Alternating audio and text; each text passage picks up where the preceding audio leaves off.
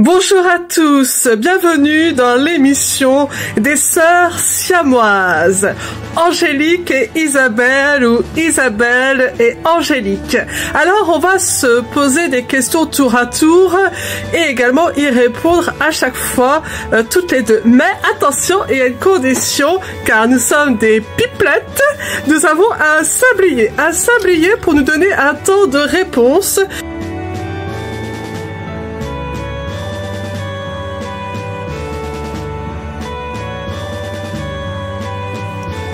Présentation et origine des sœurs siamoises.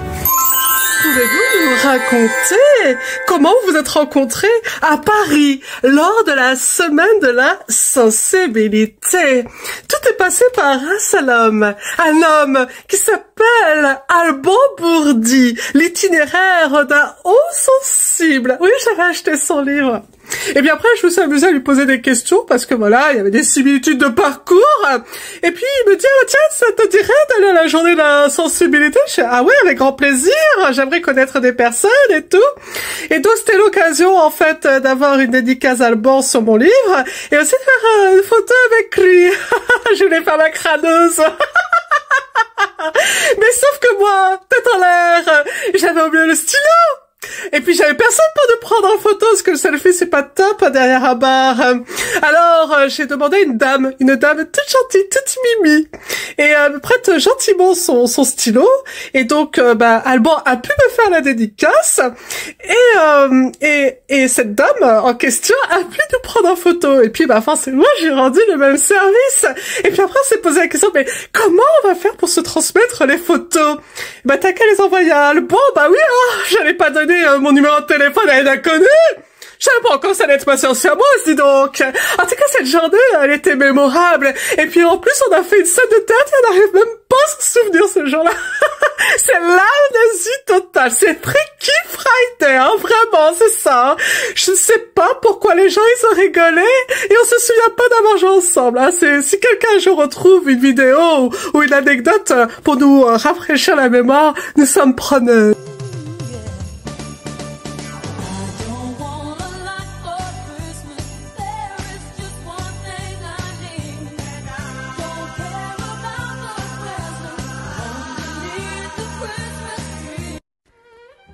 Alors, pouvoir nous raconter comment vous vous êtes rencontrés à Paris lors de la semaine de la sensibilité. Alors je pourrais vous dire que ce fut une magnifique expérience.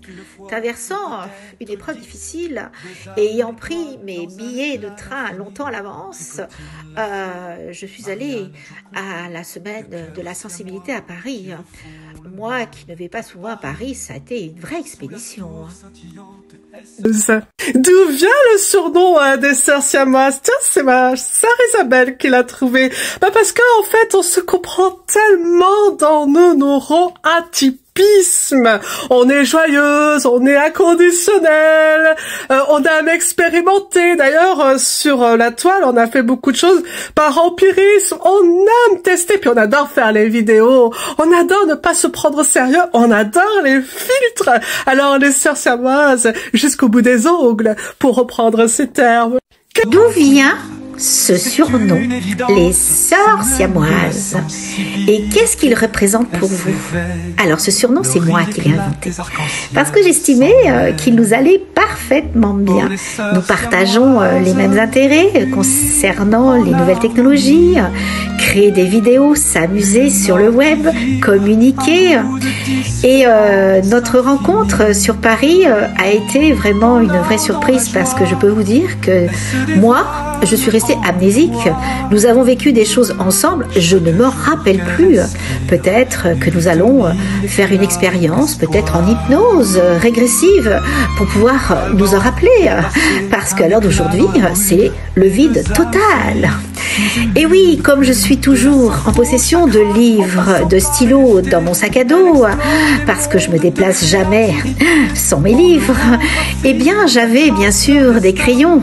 Et Angélique, qui deviendra ma sœur siamoise plus tard, donc je lui ai prêté un de mes stylos et nous avons fait un échange. Voilà. Et c'est Alban Bourdi qui a fait l'intermédiaire pour avoir les photos.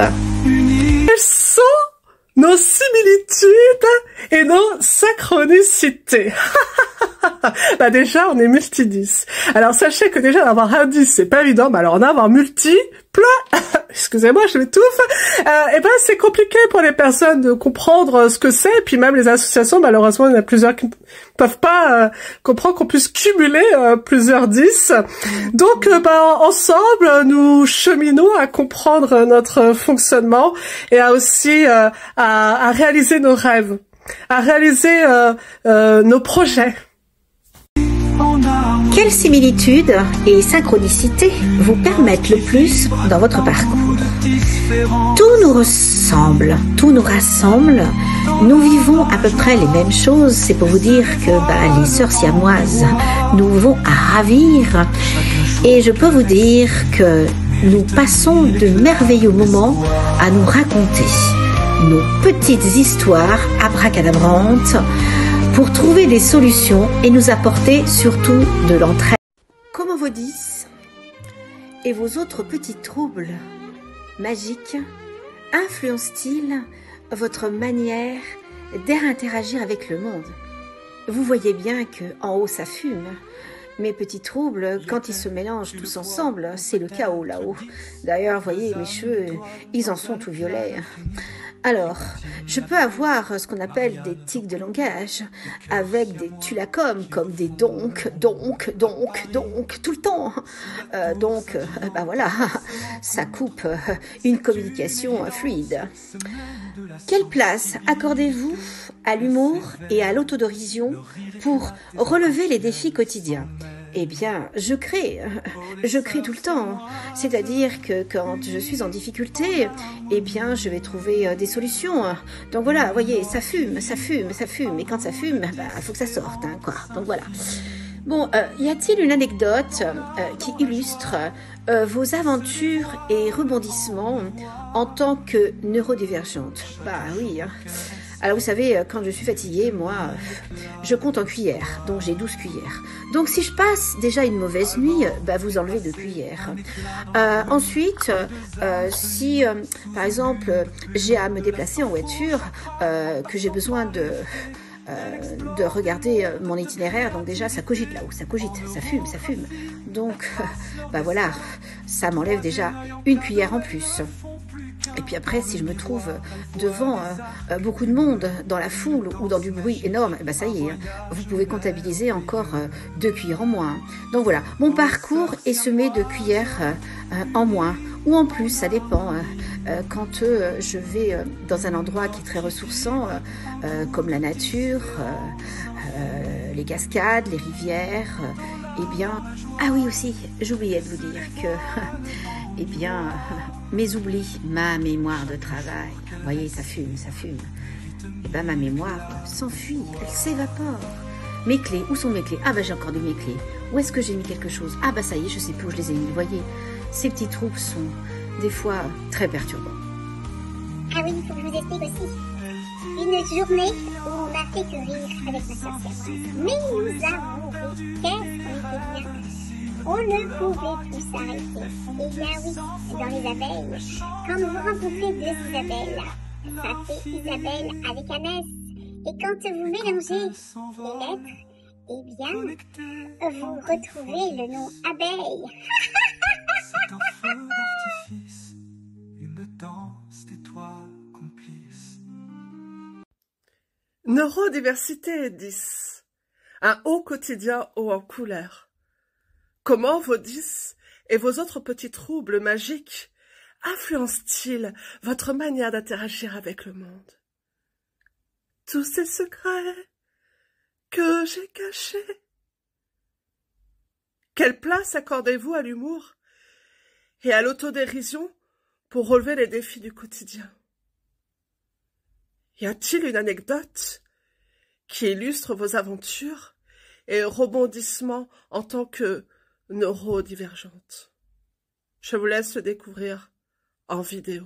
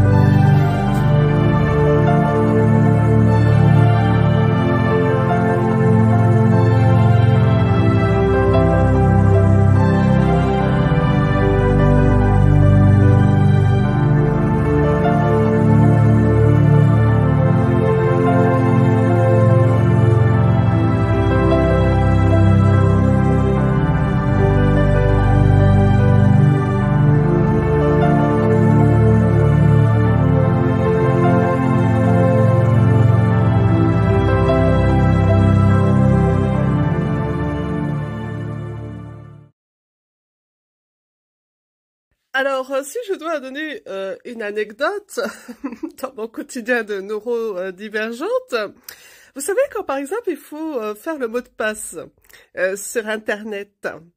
Eh ben, en fait, on vous demande après d'écrire un code bizarroïde avec plusieurs chiffres et plusieurs lettres. Ah ben, je vous ai dit, bonjour la dyslexie, hein, bonjour la dyslexie avec des caractères autres. Alors, on vous dit, bah, vous pouvez cliquer sur l'audio. Eh ben, l'audio, ça m'aide pas plus parce que je suis sur ordinateur en plus.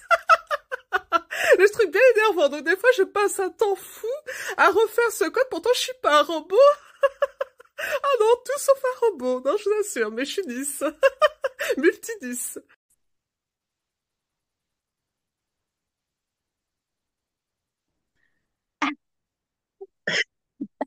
Bonjour Angélique, Bonjour à tous, bonjour à vous tous. c'est les sœurs siamoises. Voilà, en chair et en os, derrière un écran, donc Isabelle et Angélique, Angélique et Isabelle, pour faire les jolies lettres de IA comme intelligence artificielle ou intelligence arc-en-ciel, c'est plus joli. Voilà, exactement. Alors, on va continuer le questionnaire. Et donc, on est à la partie 3. Vas-y, Isabelle. Alors, accessibilité numérique, une quête semée d'embûches. Alors là, il y a beaucoup à débattre. Alors, quel obstacle rencontrez-vous le plus souvent sur les sites numériques des administrations? Angélique. Oh là là là là là là. Alors, je suis souvent une personne ressource parce que moi-même, je suis en difficulté, mais on me demande parce qu'on pense que parce que je cherche énormément, que j'y arrive mieux que les autres. Mais parce que je suis une persévérante, je cherche énormément. Alors, souvent, bah, on nous demande de cliquer sur des liens, d'aller dans divers boîtes mail ou des SMS pour valider un code.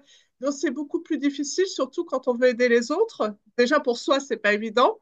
Mais pour aider les autres, bah, du coup, si on n'a pas le téléphone de la personne à côté de nous, ou si la personne n'arrive pas à accéder à sa boîte mail pour cliquer sur le lien, eh ben, on n'a pas accès au service, donc ça demande d'être présent auprès de la personne. Donc, ça montre bien qu'il y a besoin d'une présence humaine dans les démarches administratives, puisque ce qui est évident pour certains ne l'est pas forcément pour tous, d'autant plus que ça nécessite un téléphone portable qui soit bah, quand même avec une connexion Internet, c'est-à-dire pas forcément avec la Wi-Fi à la maison, mais aussi ça demande à ce que le téléphone soit quand même tactile, c'est-à-dire qu'il soit pas une ancienne génération où en fait on ne peut pas cliquer facilement sur les différentes applications. Et donc, bah, les générations, même aujourd'hui, mais les anciennes générations, elles ne connaissent pas le fonctionnement des applications et pour elles, bah, c'est fastidieux. Donc pour nous, même si on est un peu plus habitué, eh ben, c'est pas si simple que ça parce que ça demande toujours de se réadapter parce que selon les sites, c'est différent. Tout à fait. Alors, eh bien, je suis exactement dans la même problématique que toi, Angélique. Je suis quelqu'un donc de très curieuse, donc je vais chercher beaucoup d'informations pour m'apporter l'aide nécessaire, parce que quand j'ai demandé de l'aide, ben, je ne l'ai pas toujours eue. Donc, je suis devenue autodidacte par nécessité et surtout par besoin.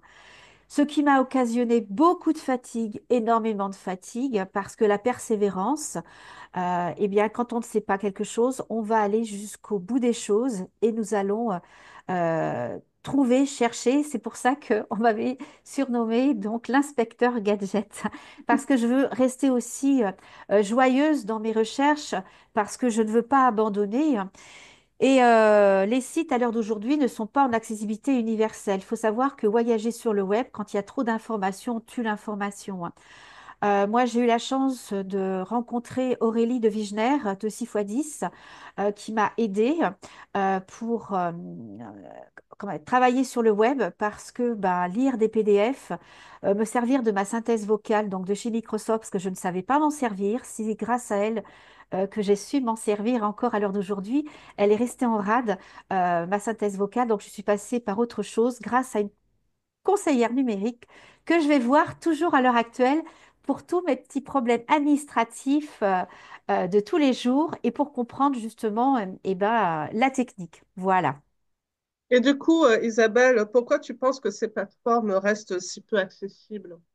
Eh bien, parce que de mon point de vue, bien sûr, et qui n'appartient qu'à moi, C'est-à-dire que c'est vraiment travailler en coopération, en collaboration, en co-créant avec les personnes justement qui sont en situation de handicap cognitif ou pas, ou visuel, aveugle, sourd, justement qui peinent à accéder à ces sites, justement qui ne sont pas construits avec eux. Donc je sais que tout le monde essaye de faire de son mieux à son niveau, que ça commence à émerger, mais ça va très très doucement. C'est pour ça que beaucoup de personnes n'arrivent pas à accéder à leurs droits fondamentaux, aussi bien pour aller se soigner, aussi bien pour faire des demandes administratives, parce que tout passe par les démarches administratives. Et à l'heure d'aujourd'hui, ça reste très compliqué. J'en suis la preuve vivante. Depuis 2017, j'essaye de faire valoir mes droits à tous les niveaux, dans toute institution, et ça reste très, très, très compliqué, donc fatigant, usant, décourageant, même si je suis déterminée, courageuse, persévérante, eh bien, mes cuillères de la journée sont épuisées quand je suis obligée de faire les choses toute seule, parce que nous avons besoin des autres pour avancer, grandir et fleurir ensemble. Voilà. Je suis tout à fait d'accord avec toi. Si je peux ajouter quelque chose sur cette accessibilité, c'est vrai qu'il y a l'émergence des QR codes et c'est vrai que bah, flasher un QR code, c'est pas si simple. On pense qu'il faut viser le droit, etc. Mais si ton handicap il est visuel, bah, tu peux pas faire le QR code. Même il y a des personnes qui n'ont pas forcément un handicap visuel, mais pour eux, bah, c'est pas un geste si simple que cela comme les mots de passe, comme je l'ai expliqué précédemment, avec les graphies différents ou aussi avec le problème auditif. Donc, en fait, comme tu le dis, effectivement, il faut que ça soit fait avec les personnes en situation de handicap, surtout en plus quand on les cumule, parce que nous les cumulons. Et en fait, on arrive à se dire, bah oui, mais nous, comme on les cumule, on sait qu'est-ce qui bloque, en fait, qu'est-ce qui ne va pas. Donc, nous, on peut être vraiment dans la peau de plusieurs usagers parce qu'on sait exactement où ça, ça nous mène. Et comme on a cette curiosité, on finit par y arriver, mais on ne sait pas, on n'arrive pas à se mettre à notre place que pour nous, ça demande beaucoup d'énergie et ça demande un temps en fait, qu'on perd alors qu'on devrait le gagner pour autre chose, pour faire valoir nos droits et pas sur la partie technique. Tout à fait. Et à l'heure d'aujourd'hui, il y a encore énormément de personnes, même de l'accompagnement du soin, des professionnels médicaux, qui ne sont pas assez formés sur les TND, donc les troubles du neurodéveloppement. Qu'est-ce que ça occasionne? Et c'est bien de travailler aussi en coopération, c'est-à-dire entre le soignant et le soigné, qu'il y ait ce qu'on appelle une posture juste, qu'il n'y a pas que quelqu'un qui détient que le savoir, parce que justement, nous apprenons de l'un et de l'autre. Justement, c'est pour ça que bah, la médecine, les neurosciences avancent, on est dans un échange de donner-recevoir. Donc voilà. On peut passer à la rubrique 4. Qu'est-ce que tu en penses? Alors, oui, voilà. Alors oui, je voulais revenir sur Oui, qu'on appelle sur France Travail, parce que ça aussi, oui, ça a été quelque chose bien et je sûr. voulais mettre un point d'honneur là-dessus. France Travail est un site justement pour trouver du travail, pour mettre en lien les employeurs et les offreurs de services. Parce que j'aime pas demandeur de travail, c'est pas, pour moi, c'est pas comme ça que je le vois. Et à l'heure d'aujourd'hui, le site de France Travail n'est pas du tout en accessibilité universelle, ça devient très très compliqué. D'ailleurs, tous les sites méritent vraiment, comment dirais-je, une accessibilité beaucoup plus poussée pour que tout le monde puisse y accéder facilement et avec jeu et avec joie surtout. Voilà. Alors, je vais répéter 11 chiffres cette année. Donc, on complexifie encore les choses. Voilà. Alors, nous Surtout allons, avec notre mémoire de travail qui oui, pour nous est très faible, parce que ça, c'est notre point en commun. voilà, Nous avons une mémoire de travail faible. Mm. oui, voilà, c'est ça. C'est-à-dire que la mémoire, aujourd'hui, on doit tout retenir, c'est-à-dire tous les sites, quels qu'ils soient, et puis maintenant, ils se multiplient comme des petits pains. Et on est obligé d'avoir ce qu'on appelle un carnet sur nous pour tout lister, parce que même si on enregistre nos codes sur l'ordinateur, c'est ce que je fais moi, mais il peut arriver que notre ordinateur tombe en panne, soit cassé, et ben qu'est-ce qu'on fait? Eh ben on ne peut plus.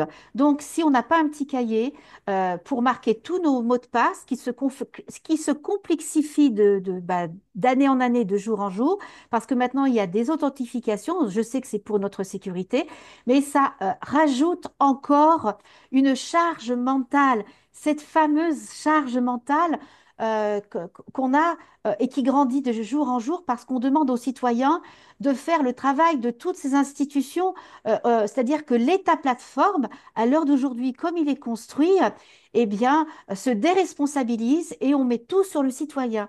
Le citoyen ne peut pas tout absorber. C'est pour ça que l'humain est très important et c'est réhumaniser ce monde. Le numérique, c'est chouette, c'est intéressant, c'est qu'un outil, que ce soit l'IA, mais il est là pour aider, accompagner et, euh, et l'humain en a besoin. Voilà. Bien sûr. Et sans compter toutes les mises à jour de mots de passe, parce qu'en plus, ils changent régulièrement.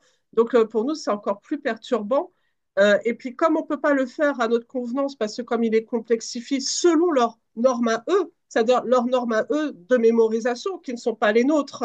Donc, pour nous, bah, même si on les met dans un coin, ça reste compliqué. Alors, bien sûr, il y a les systèmes d'oubli de mots de passe, mais ça a ses limites aussi, parce que bah, si on se trompe plusieurs fois, bah, après, ça bloque le site. Enfin, voilà, c'est ça qui est un vrai problème. Et en plus, il y a ce qu'on appelle les biais. Alors, on a déjà les biais cognitifs et maintenant, on a les biais de l'IA. Voilà, parce que justement, comme c'est construit par des personnes différentes et que tout le monde n'est pas mis dedans, ça occasionne justement des biais. Voilà. Alors, nous allons passer à la partie 4. Vas-y. Alors, la bataille de licorne, prendre les choses en main. D'où vous est venue l'idée de transformer ces défis en une bataille de licorne, alors même donnée aujourd'hui, je dirais, donnée de clown. On va faire le Oui. yoga jig, c'est un petit clin d'œil à Carole Fortuna. Oui, alors pourquoi? Alors justement, c'est ben moi j'ai voulu mettre de la douceur, de la joie, beaucoup d'humour dans une bataille de licorne parce que j'ai voulu rester dans la douceur. Puis une licorne, c'est tellement beau, c'est tellement féerique, c'est tellement joli. Donc voilà, j'ai voulu réenchanter pour transformer ces défis. Donc voilà. Alors moi, je vais faire un peu plus d'humour parce qu'on dit que nous, le problème, il est frontal. Donc on a une corne d'abondance Oui, qui sort par là. Bon, on me dit, c'est t'es trop frontal, hein, t'es borné. c'est ça. Donc voilà, c'est une métaphore, hein, je crois. On va faire un petit coucou aussi avec Célina en même temps. Voilà. Euh, alors, pourriez-vous expliquer votre démarche pour rendre le numérique plus inclusif et accessible? Bah là, je reprends ta formule, ma chère Isabelle. Avec nous et certainement pas sans nous. C'est-à-dire que oui, oui, selon les contextes, on a vraiment des solutions et des propositions parce que nous sommes usagers et on est aussi personnes ressources. Donc, on sait dans multiples situations comment s'adapter. Et puis, moi, je suis une ancienne téléconseillère protection sociale où j'ai eu divers publics au téléphone, aussi bien des actifs, des retraités, des entreprises, des comptables. Et on voit que selon le domaine, bah déjà, il y a un problème d'humanité parce que au niveau de la relation client, bah, il faut aller vite. Donc les personnes, bah, elles, elles sont dans leurs difficultés. Vous leur demandez d'aller vite, elles ne savent déjà pas comment expliquer leurs problèmes. Bah, on les chronomètre, donc on les met dans une anxiété davantage. Et puis en plus, on ne répond pas directement à leurs problèmes. Donc en fait, il faut prendre le temps déjà de l'explication et aussi vraiment que la personne, quand elle sort de la communication, elle sache exactement ce qu'elle doit faire. Et ce qui n'est pas le cas, c'est souvent on renvoie à d'autres institutions où c'est ce que j'appelle l'effet ping-pong. Et bah, de cette façon-là, on n'est pas dans l'accessibilité, mais on est plutôt dans le fait d'évitement de la situation. Mhm. Alors, maintenant, Gilles, je t'envoie des cœurs. Allez, on envoie des cœurs, on envoie de l'amour. Alors, quel rôle les nouvelles technologies comme l'intelligence artificielle jouent-elles dans cette bataille? Alors, ça quand même, comme tu l'as dit, un rôle facilitateur, on ne va pas se mentir. Pour nous, c'est quand même quelque chose qui nous aident. Je vois par exemple la fonction audio sur Word où on peut écrire automatiquement. C'est une belle fonctionnalité. Il y a des choses quand même qui nous accompagnent selon le handicap. Aussi au niveau de la créativité, c'est vrai que vous avez vu qu'on utilise beaucoup CapCut, TikTok, etc. Ben, quand on est dyspraxique ou la technique est limitée, eh ben, avec ce numérique, on peut faire des choses que notre imaginaire nous dicte de façon plus illimitée. Donc c'est là où le numérique est quand même quelque chose de merveilleux pour nous. Oui, c'est vrai. À condition d'être accompagné à la hauteur de nos besoins par des personnes bien formées et surtout qui connaissent aussi les TND, c'est-à-dire qui connaissent aussi le handicap.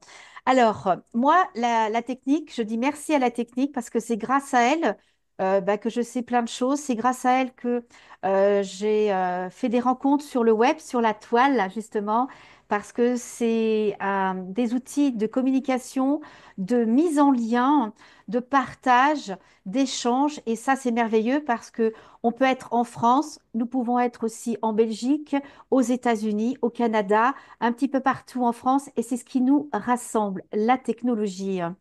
Alors, moi qui adore chanter, moi qui adore écouter de la musique, j'ai découvert des applications que je ne connaissais pas. Ça permet justement de me rendre autonome, de créer et de mettre des choses que je ne peux pas dire facilement à l'oral, puisque j'ai ce qu'on appelle une dysphasie lexicale syntaxique amnésique, avec une dyslexie, une dysorthographie et peut-être encore d'autres troubles que je n'ai pas encore identifiés parce qu'à l'heure d'aujourd'hui, ça reste encore un parcours du combattant. Alors déjà, c'est difficile pour les enfants, alors je vous explique même pas pour les adultes, dans des départements qui sont complètement sinistrés.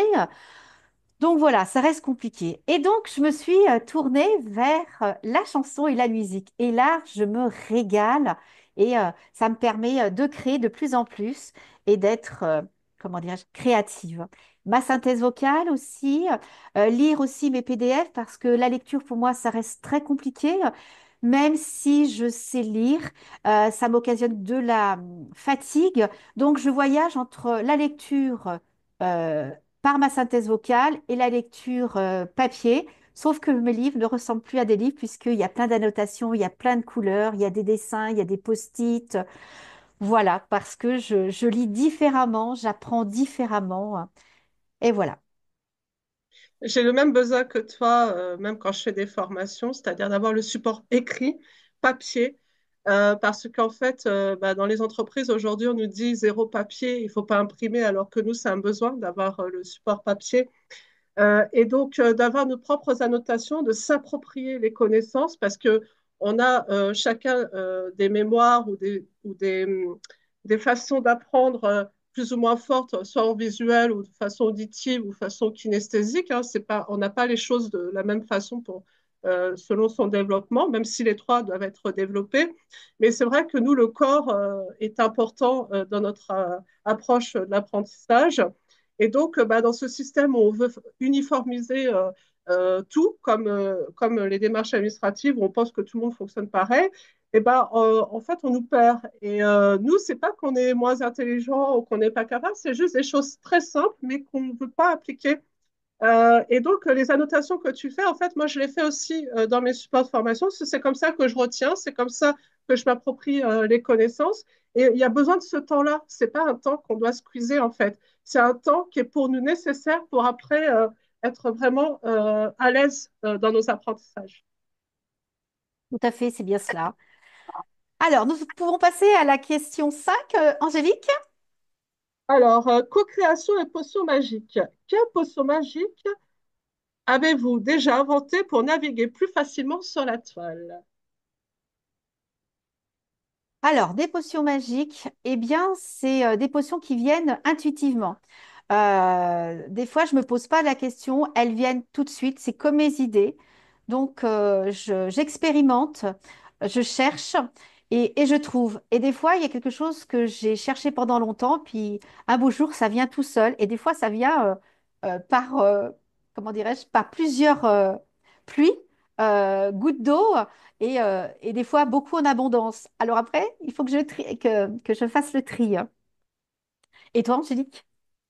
Alors, pour moi, j'aime beaucoup la spontanéité, l'instantané. Donc, ça veut dire que moi, je suis beaucoup expérimentée en me disant, c'est pas grave. C'est l'envie de d'ici et maintenant que je lance. Et donc, je lance mon inspiration du moment, mon énergie du moment, mon essai du moment. Et du coup, ça devient une potion magique parce qu'en fait, on est dans le lâcher-prise et dans le fait qu'à chaque fois, on fera toujours mieux, puisque comme ça vient naturellement, en fait, on n'est plus dans la préparation, mais dans l'improvisation, comme on ferait un stand-up au théâtre. Et ben nous, on fait du stand-up informatique. Voilà, c'est ça. Alors moi, c'est pareil, c'est-à-dire que je m'amuse, je prends beaucoup de plaisir, même si c'est fatigant, même si c'est usant, parce que c'est trop beau. Même, alors même à mon âge, 60 ans, donc je suis restée une grande enfant, n'est-ce pas? Parce que bah, c'est chouette. Alors, comment envisagez-vous l'avenir de vos projets en matière d'accessibilité numérique?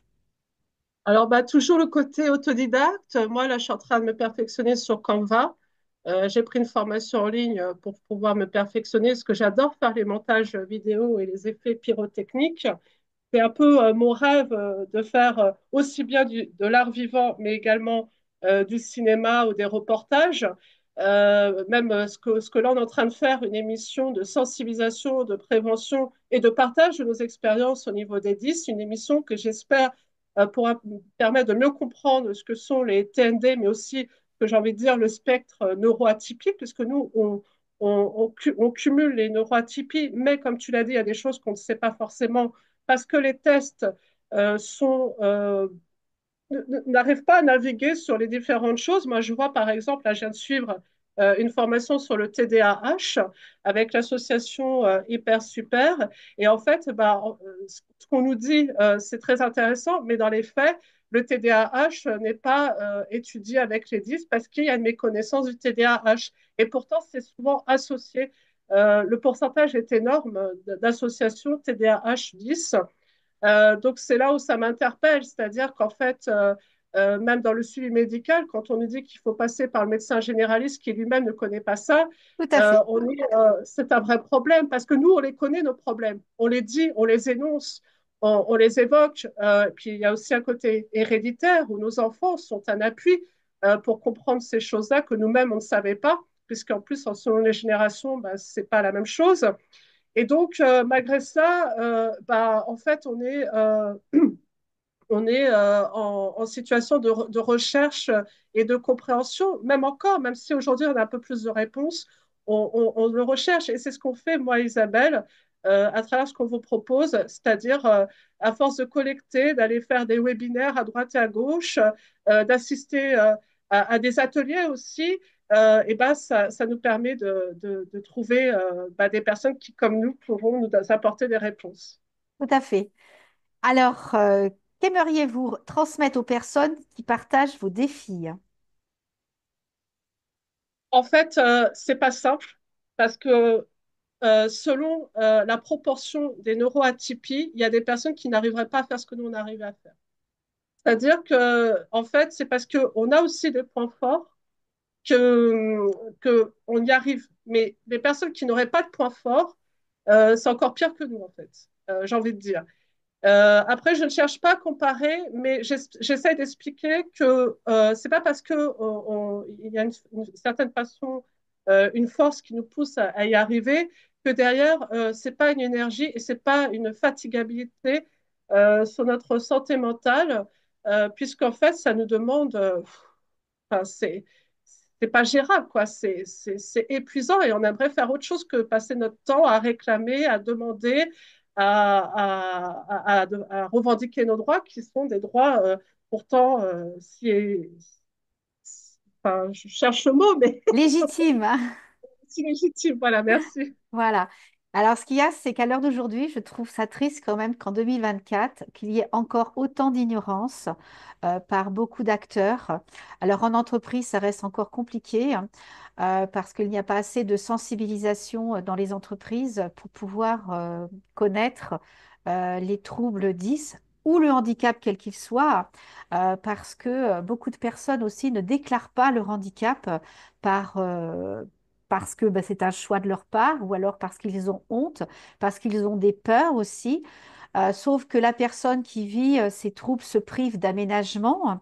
L'entreprise aussi se prive de personnes aussi qui va fonctionner différemment, qui va trouver des solutions différentes, qui va apporter aussi sa touche positive, qui va voir des choses que les autres ne vont pas voir.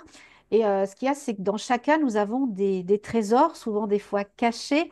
Après, c'est de les révéler pour pouvoir s'entraider les uns et les autres, parce que ce qui est utile pour des 10 ou des TND ou des personnes en situation de handicap divers et variés, eh ben, c'est valable pour les autres, parce qu'à force de chercher des solutions, vont trouver des adaptations, vont trouver des solutions que les autres n'auront pas trouvées, et qu'ils ne savent pas. Donc, c'est ça qui fait la richesse de la personne différente, singulière, particulière. Donc, voilà.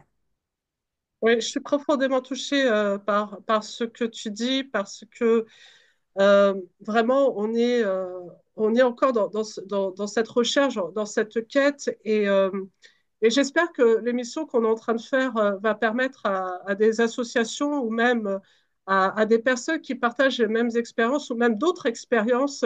Il y a une chaîne qui se crée pour vraiment euh, enfin qu'on puisse aller plus loin dans la prévention et les solutions.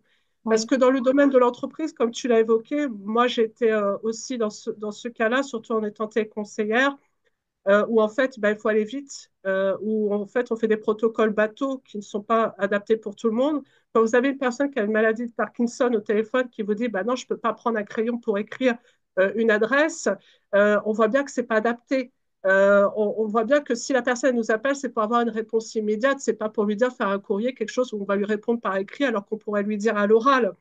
C'est plein de choses comme ça, en fait, qui fait sourire, mais quand vous l'avez au téléphone, ça ne vous fait pas sourire parce que vous voulez aider la personne, vous ne voulez pas que la personne soit en galère. Et voilà, donc il y a encore beaucoup de choses à faire. Et puis quand la personne a beaucoup de solutions, comme tu le disais, en tant que neuroatypique, eh ben, il faut l'écouter, il ne faut pas l'exclure. tout à fait. C'est ce qui fait de nous une richesse pour plein d'entreprises. Alors, je voulais revenir sur les associations 10. Donc, il y en a plein sur tout le territoire français. Et ce qui serait, je veux dire, intéressant, c'est que tout le monde aussi se regroupe, que chacun travaille en coopération, en co-création, parce qu'il y a quelques années, chacun défendait son 10. Sauf que quand on a un 10, en général, on en a plusieurs. Et que justement, c'est de regrouper les connaissances, c'est regrouper les savoirs, c'est regrouper l'entraide, ne pas travailler que dans sa petite chapelle.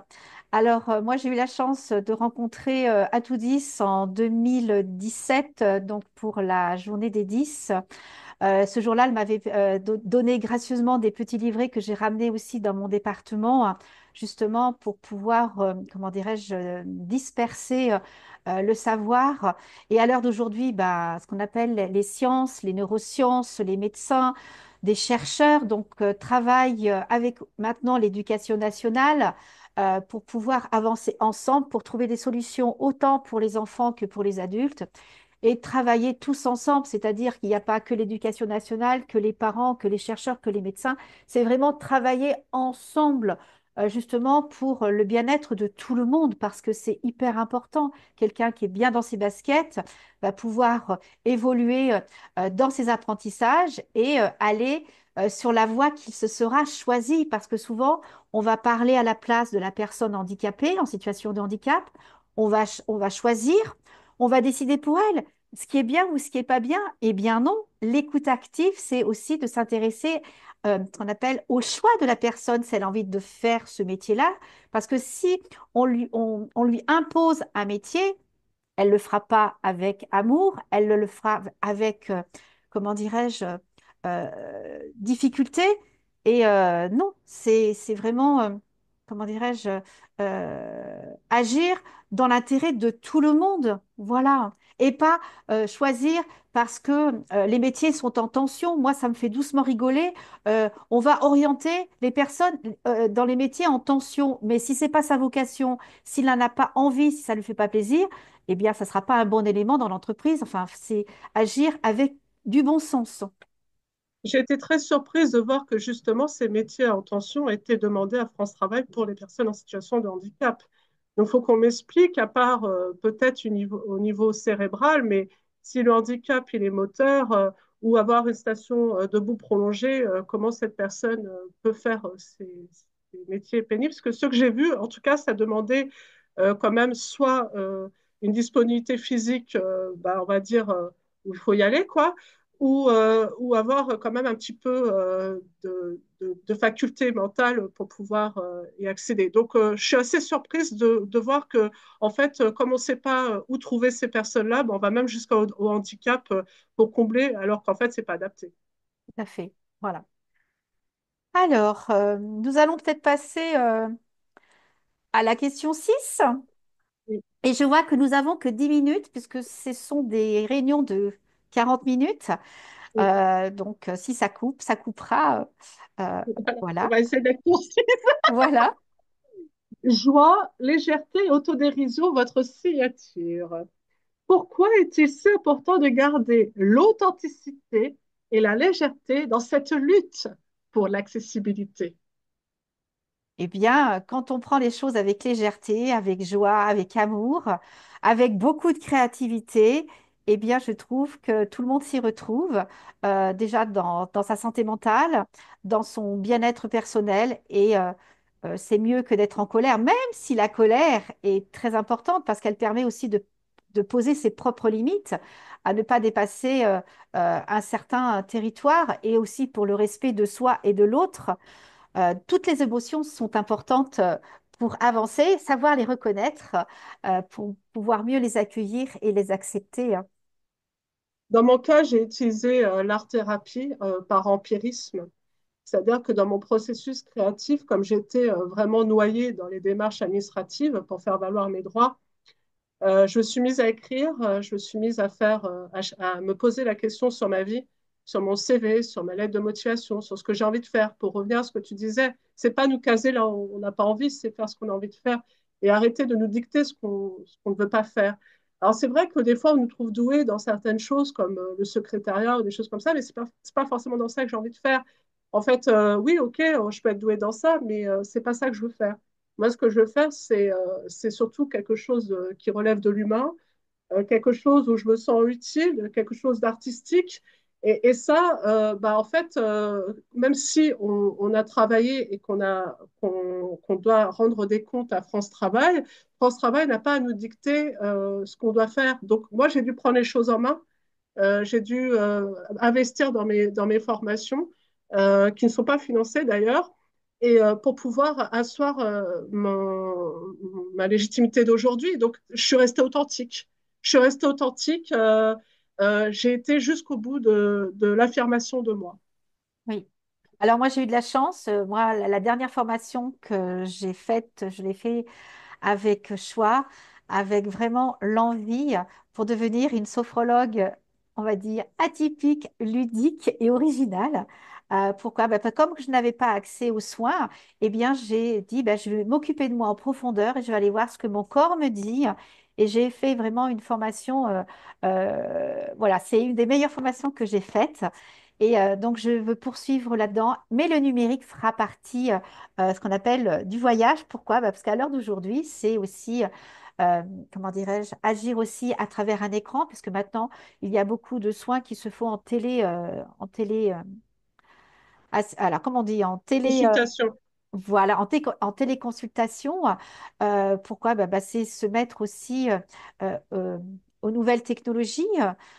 Tous les métiers, évidemment, ne se font pas en téléconsultation, mais c'est bien de pouvoir trouver un équilibre entre le distanciel et le présentiel, parce que le présentiel, pour moi, c'est très important, parce que être en lien avec la personne, pratiquer avec le corps, c'est bien aussi d'être dans l'instant présent, et avoir le choix.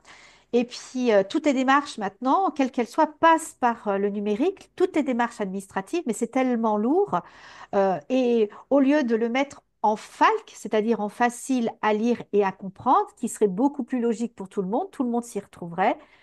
Il y a encore beaucoup de travail là-dessus à faire parce que aujourd'hui, j'ai créé donc ma micro-entreprise et là, je me trouve devant un dédale, ce qu'on appelle de formulaires administratifs qui reste tellement compliqué, hein. Et maintenant, nous ne pouvons plus avoir quelqu'un au téléphone. Donc, c'est débrouillez-vous sur les plateformes numériques. Et comme ça n'a pas de sens, tout le monde se renvoie la balle. Et ce qu'il y a, c'est que même à l'intérieur de ces institutions, les gens aussi sont en situation aussi d'électronisme. Faut pas croire qu'il y a que les personnes en situation de handicap. Tout le monde est touché par cette problématique parce que tout le monde n'avance pas au même rythme. Et il faut vraiment en prendre conscience parce que c'est vraiment la réalité du terrain. Voilà. Alors, avez-vous une maxime ou un mantra qui guide vos actions? Alors moi, j'ai inventé à mort jusqu'à la mort. Ça a été mon mantra dans mes écritures pour me motiver, en fait. Ça a été quelque chose qui me mène à vous parler aujourd'hui.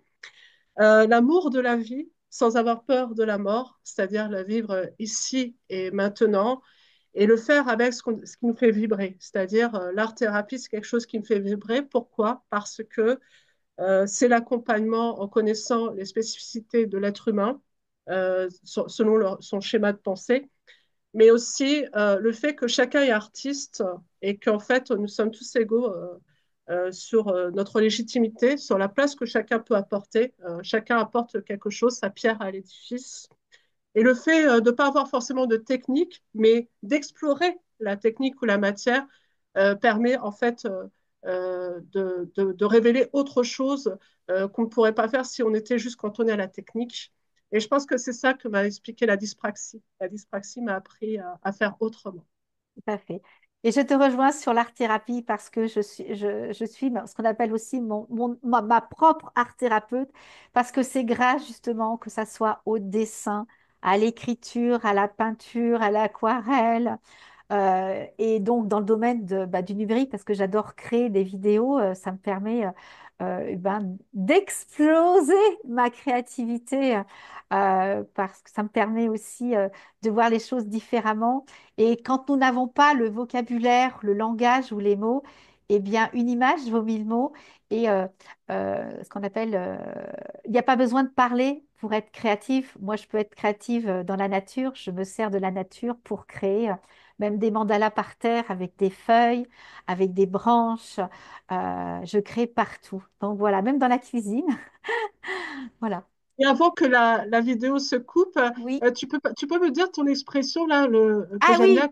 Alors, si je me rappelle, alors c'est la différence, c'est une vraie richesse à celui qui sait la reconnaître et la respecter avec gratitude et compassion, hein.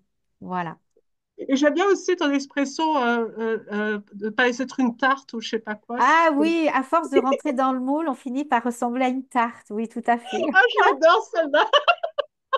Voilà, c'est ça. Ah, je pense Et, que c'est une bonne note de conclusion. voilà. Et puis, de toute façon, j'aime pas du tout les étiquettes parce que c'est vrai, bon, c'est vrai qu'il faut des étiquettes pour pouvoir avoir un suivi, mais les étiquettes nous enferment. Nous ne sommes pas nous ne sommes pas notre handicap. Nous sommes bien plus que ça. Nous sommes des trésors. Voilà. Et donc, la suite de notre échange en vidéo. Tout à fait. Donc, nous reprendrons ce petit film, cette interview avec des petits montages à côté pour rester sur le côté ludique, drôle et numérique. Donc, voilà, je vous remercie beaucoup. Merci Alors, beaucoup. je vais vous envoyer des petits cœurs. Voilà, voilà, Voilà. pour Pareil, je finir. vais faire la même chose Voilà, des petits cœurs, des petits cœurs. en fleurs jumelles. Voilà, je vais arrêter l'enregistrement.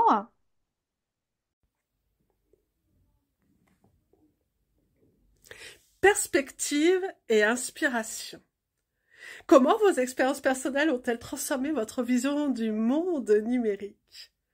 Tisser des liens, faire de la co-création, de l'intelligence collective, rencontrer de nouvelles personnes, en présentiel et virtuellement, tester les innovations technologiques, les innovations sociales. Quel bonheur! Mettre mon imagination dans divers canaux. Je suis fière de devenir cet art thérapeute pluridisciplinaire avec mon expérience de neuroatypique. Et un petit clin d'œil à s'élever par l'art. Quelle est votre plus grande fierté en tant que sœur siamoise? Cette émission, cette vidéo, cette compilation de ce que nous sommes. Nous mettre au défi avec nos difficultés et sublimer Je suis très fière d'avoir rencontré ma sœur siamoise et de faire tout ce que nous avons fait depuis notre rencontre. Toutes les vidéos, tous ces partages, et j'espère la revoir très prochainement, physiquement, en présentiel. Où voyez-vous dans 5 ans dans cette aventure de sensibilisation d'accessibilité? Vous posez cette question à la Marraine Joconde, allégorie poétique. Mais si je fais tout ça, c'est bien que j'ai un but. Je souhaite que le monde change, bien évidemment. Ce n'est pas que de l'utopisme. Je me mets dans l'action, dans des mouvements de vie, pour que les choses changent. C'est tellement injuste, ce monde. Bien évidemment. J'ai la zèbre-attitude. Que les lois changent, que la justice change, que les droits soient vraiment égaux pour tous, et que ce ne soit pas le pouvoir, ni la méchanceté, ni les choses très ambiguës. Soyons hyper honnêtes et défendons ce qui est toujours juste. Et j'espère pouvoir faire mes grands spectacles, ces spectacles qui mêleront du sensationnel, la sensorialité, la sensibilité, de l'ultra-sensibilité. Ce qui peut paraître étrange, en fait, c'est être ange. Et là, je fais un petit clin d'œil à Geneviève Guevara, avec Paris Poésie, le 26 janvier 2025. Car je mets tout en œuvre pour devenir la meilleure version de moi-même. Mettre ce qui est juste. Combattre le racisme et les discriminations et faire en sorte que tout le monde ait sa place dans ce monde. Chacun a sa fibre artistique. L'accès à la culture pour tous. Et aussi à ceux en situation de handicap. Par divers voies, divers canaux. Et ça sera profitable à tous. Imaginez. Lire, écouter, voir, sentir, ressentir. C'est vraiment ce qu'il y a de plus merveilleux. Et avec le numérique, aux infinies possibilités. Je le rêve avec ma chère Isabelle Alix, ma respiration, ma sophrologue, et moi en tant qu'art thérapeute. Perspective et inspiration. J'essaye de me remettre de mes émotions parce que faire une interview avec une sœur siamoise, je peux vous assurer que ça remue de l'intérieur. Comment vos expériences personnelles ont-elles transformé votre vision du monde numérique? Eh bien, en expérimentant chaque jour depuis des années, j'apprends. J'apprends avec mes difficultés, j'apprends avec mes troubles 10. Récemment, j'ai fait parcours déclic numérique avec Diversity Days. J'ai appris plein de choses, j'ai partagé. De plus, je participe au Café IA tous les jeudis de 13h30 à 15h. J'apprends avec des experts, je partage et c'est merveilleux. Donc, si vous voulez monter en compétences et apprendre tous ensemble, eh bien, organisez des cafés IA dans vos départements. Je vous le conseille fortement. Donc, c'est ce que je vais faire bientôt. Je vais organiser des cafés IA pour que tout le monde évolue avec l'intelligence artificielle, avec bienveillance, respect éthique et parcimonie pour évidemment faire l'économie de notre cher. Attention! Quelle est votre plus grande fierté en tant que sœur siamoise? Eh bien, je suis ravie d'avoir fait la connaissance de ma chère sœur siamoise, Angélique Leroy, Marianne Joconde, lors de la rencontre de la sensibilité à Paris. Ça a été vraiment une magnifique rencontre et je suis fière d'avoir grandi et fleuri sur la toile avec de la co-création ensemble. Nous avons partagé énormément de choses et je peux vous assurer que nous avons grandi avec le cœur grâce à nos différences qui sont une vraie richesse à celui qui sait la reconnaître, la valoriser et la respecter avec gratitude et compassion. De plus, où vous voyez-vous dans 5 ans, dans cette aventure de sensibilisation et d'accessibilité? Eh bien, je me vois en tant que sophrologue atypique, ludique, avec une petite touche de magie et surtout un accompagnement avec les nouvelles technologies pour surfer sur le web avec légèreté et parcimonie et surtout dans l'art de créer ensemble pour révéler les trésors de chacun dans toutes les différences du monde avec joie et beaucoup de créativité dans l'amour de soi et dans l'amour de l'autre. Je voulais rajouter aussi quelque chose de très important pour moi. Je veux parler de sensibilisation parce que en 2024 et bientôt en 2025, les troubles du TND restent encore méconnus, trop peu méconnus de beaucoup de personnes et notamment en entreprise.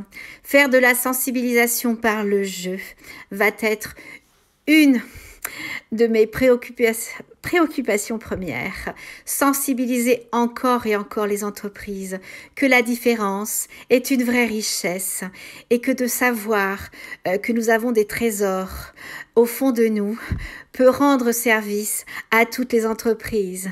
Pourquoi? Parce que nous voyons des choses que les autres ne voient pas. Et aussi, nous mettons en place des choses complètement différentes, avec beaucoup d'humour, avec beaucoup de créativité et beaucoup de choses complètement nouvelles. Alors, prenez des gens comme nous. Soyez innovants dans vos approches de recrutement, c'est très important.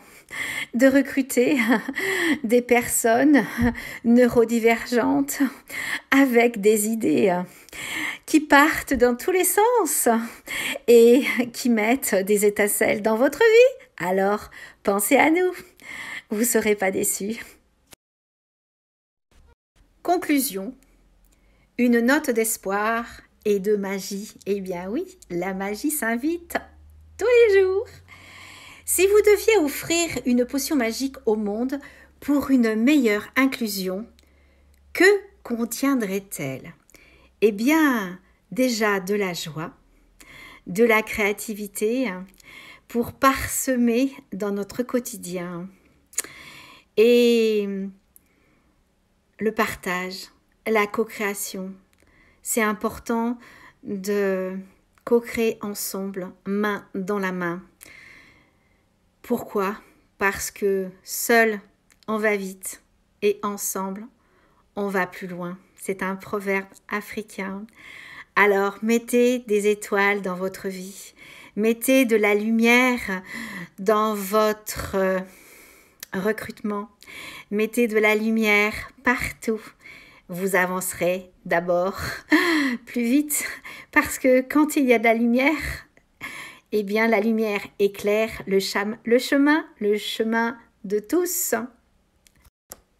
Quel conseil donneriez-vous aux personnes neurodivergentes qui hésitent encore à faire entendre leur voix? Déclarez-vous, osez dire, osez parler. Votre différence est une richesse, aussi bien pour vous-même que pour les autres. Et dans une entreprise, quand on est accueilli avec notre différence et avec aussi des aménagements, bien sûr, pour éviter de nous fatiguer, eh bien, tout le monde est gagnant. La personne concernée par la différence et l'employeur, l'entreprise ou les startups, qui vous voulez. Alors, osez oser dire.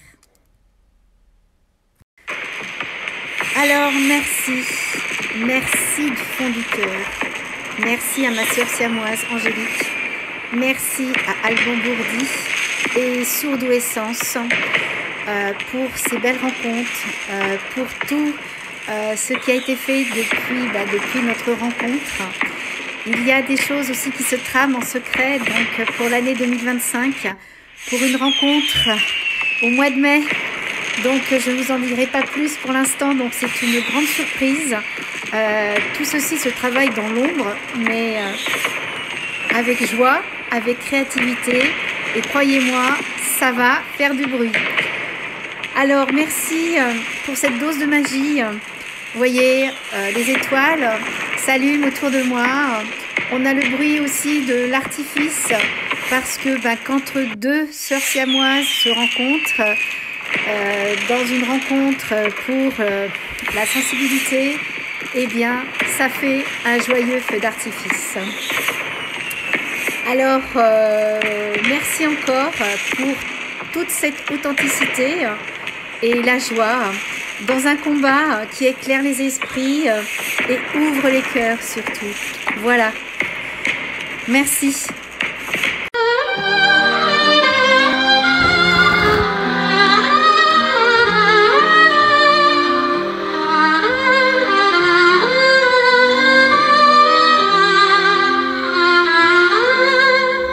Il était une fois, ou peut-être 10, deux âmes d'étoiles dans un éclat d'infini.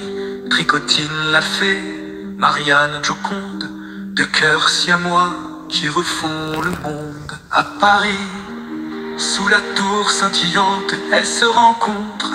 C'est une évidence, semaine de la sensibilité. Elles s'éveillent, leur rire éclate, les arcs-en-ciel s'en mêlent. Oh, les sœurs siamoises, unies en harmonie, une note qui vibre, un goût de différence infinie. Dans l'art, dans la joie, elles se dévoilent en miroir. Chaque jour qu'elles respirent mérite 1000 éclats d'espoir. Alban est passé, un éclat dans la brume. Les deux âmes se lient sous une lune de plumes. De la sophro au chakra, en passant par les FT, elle explore des mondes de créativité. En neurographie, elles tracent leur destin. Le troisième œil en cadeau, elles ne font plus qu'un. Dans le miroir, elles voient des arcs lumineux, une danse magique, un voyage merveilleux. Oh, les sœurs siamoises, unies en harmonie, une note qui vibre, un goût de différence infinie. Dans l'art, dans la joie, elles se dévoilent en miroir.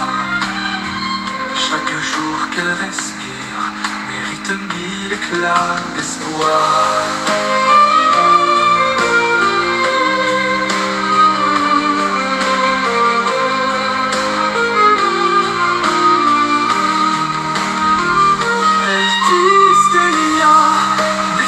Invisible entre les âmes perdues et les rêves des cibles. De leur atypie, elles font une symphonie. Elles chantent la vie, les rires, l'infini. Et quand elles s'envolent, connectées en 10 fois 10, c'est un feu d'artifice, une danse d'étoiles complices. Les sœurs siamoises, en cœur et en lumière, un souffle, un sourire, pour un monde plus clair.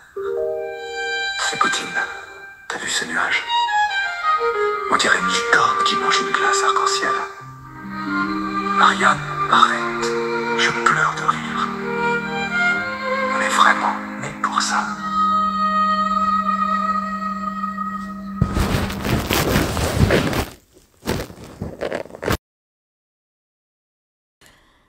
Alors oui, je pleure d'émotion, de joie. Franchement, c'est une magnifique expérience. Et vivre ça à 60 ans, je peux vous assurer que c'est beau de vivre cette émotion des sœurs siamoises à la fin de cette interview. Je suis vraiment dans l'émotion quand je vois ce générique de fin. Tout ce qu'on a traversé avec ma sœur siamoise. En plus, on a la même couverture.